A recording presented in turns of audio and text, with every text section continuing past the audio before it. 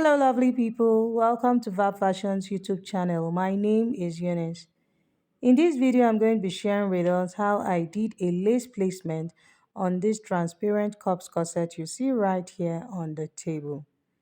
In my previous video, I already showed us how to draft, cut, and sew this corset. So if you haven't seen the video on how to draft, cut, and sew this corset, I'll be dropping the link to the videos in the description box and also in the comment section. There are two links to this video. First is the pattern drafting video, while the second is the sewing video. Here I used a bust caging technique. So by watching this video, you will learn how to neatly sew a transparent cupped corset using the bust caging technique. So if you haven't seen the video, please do well to click on the links in the description box and watch. And please do not forget to share this video, like this video, leave a comment, and most importantly, do not forget to subscribe. Thank you, and let's get right into the video.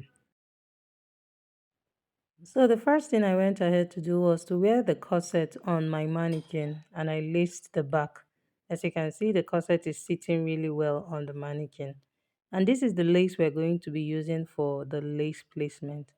This lace placement will be starting from the upper part of the cup, not from the yoke. We have a sweetheart yoke, so we are not covering our yoke. So this lace placement will be starting from the cup area down to the hem. So the first thing I'm doing right now is to secure the lace at the upper part of the cup.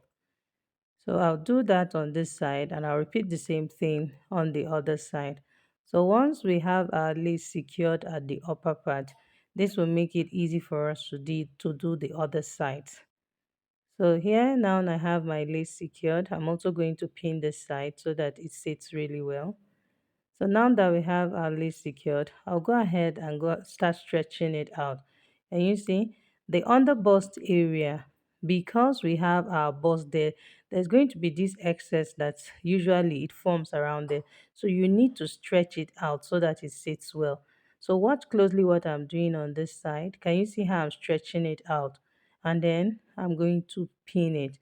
I'm securing it to the side seam. I'm not taking this to the back. I'm securing it to the side seam here. So you do this. It is going to be easier to do this on a body form because that's an pinnable body form. Here I'm using a mannequin, so inserting the pin may take a little while, but it's doable, So just like I'm doing. So here I'll go ahead and start stretching it out because I have secured the upper part and everything is sitting well already.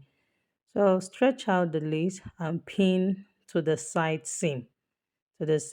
So now I'm doing just the front first. You see? So you want to stretch out the lace. You don't want to have any excess on this lace. So you need to stretch it out very well. So that is why the first and important thing, the most important thing to do is to secure it at the upper part.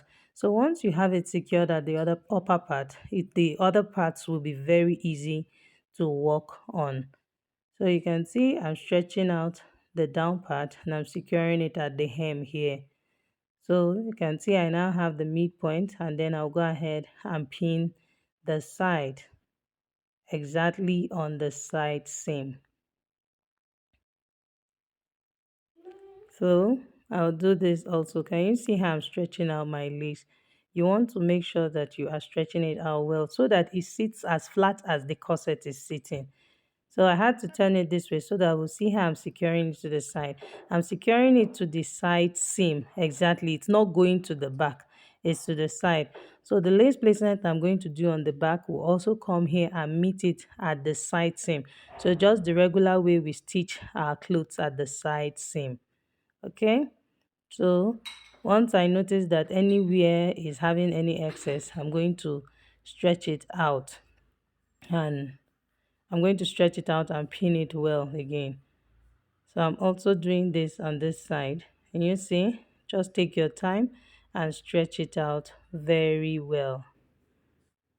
So I'm just making sure to pin on the sides here.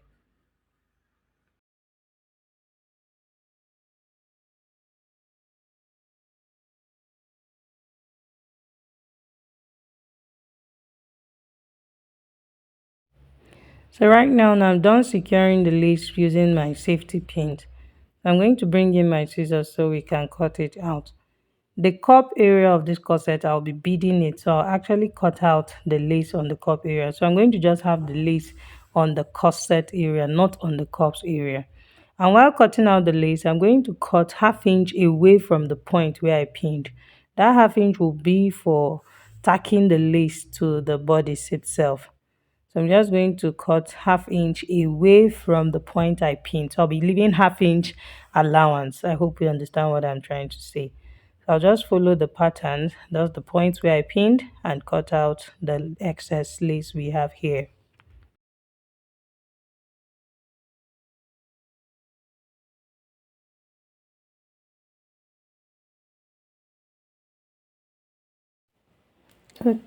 Okay, as you can see, I'm done cutting out the excess lace fabric. So right now it's time for me to cut the cup area. But before cutting the cup area, you can see some of the excess I have here, which is the bust that I talked about.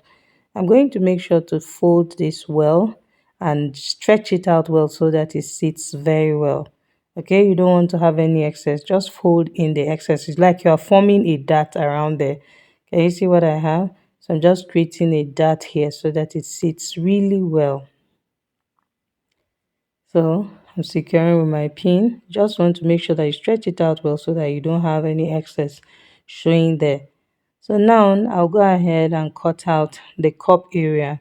I earlier told her that I'll be beading the cup, so I don't need the lace on the cup area. So here I'm going ahead to mark half inch round the cup. This half inch is going to be the tacking allowance, like I left half inch on the sides of the corset. So on the cup area, I'm also marking half inch so I can cut away from, that's cut on half inch away from where the cup ends. Okay, so I'll go ahead and cut it out like this.